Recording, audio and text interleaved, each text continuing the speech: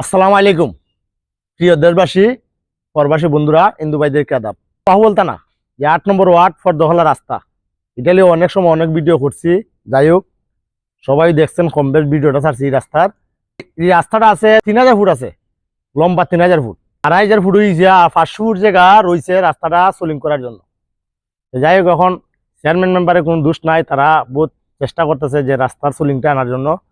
এখন শুনছিলাম যে রাস্তাটা সোলিং এর মঞ্জুর হয়েছে, এখন হয়েছে দে কাজটা বইছে না হওয়ার গতিতে। এই যে রাস্তাটা দেখেন, এখানে কিন্তু অনেক ফেক হয় রাস্তাটা, যে কোনো যানবাহন চলাচল করতে না, কোনো মানুষও চলাচল করতে পারে না, আডুমান দিক থেকে বুঝাতে।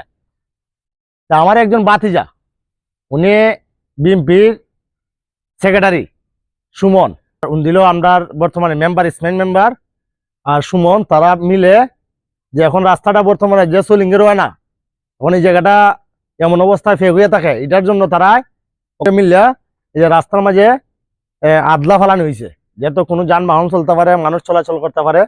এটার জন্য তারাকে আমার পক্ষ থেকে ধন্যবাদ দেই।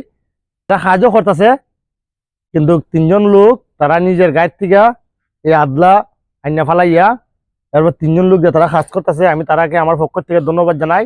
যে যেহেতু রাস্তার যেহেতু এলাকার চেয়ারম্যান মেম্বার আছেন, যদি আপনারা কোনো অনুদান রাস্তায় আনা, তাহলে আপনারা নিজের গাইড থেকে হইলো যে যেখানে রাস্তাটা খারাপ থাকে, এখানে আপনারা নিজের গাইড থেকে পারেন না 4 গাড়ি, পারেন না 1 গাড়ি, আদলা বা রাবিশ ফলাইয়া রাস্তাটা ঠিক করে দিবেন, যেমনি আপনারা এলাকার জনগণ যেভাবে চলতে পারে, যানবাহন চলতে পারে, এই ব্যবস্থা করে দিবেন।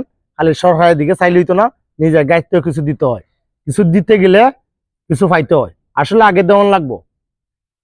সবাইকে আমি কতটা বলবো, যারা যারা ভিডিওটা দেখতেছেন সবাই শেয়ার করে দিবেন। ইটটা ফালানো হয়েছে, আদলাটা ফালানো হয়েছে, এটা হলো একমাত্র যে আমাদের গ্রামের সুমন, আমার বাতিজা, উনি কিন্তু সেক্রেটারি, ওনার মাধ্যমে যে ওই রাস্তার আদলাটা ফালানো হয়েছে। তাই গরিবের পাশে থাকবেন, জনগণের পাশে থাকবেন, সব সময় ভালো কাজ করবেন। ধন্যবাদ সবাইকে। ভিডিওটা ভালো লাগলে শেয়ার করে দিবেন।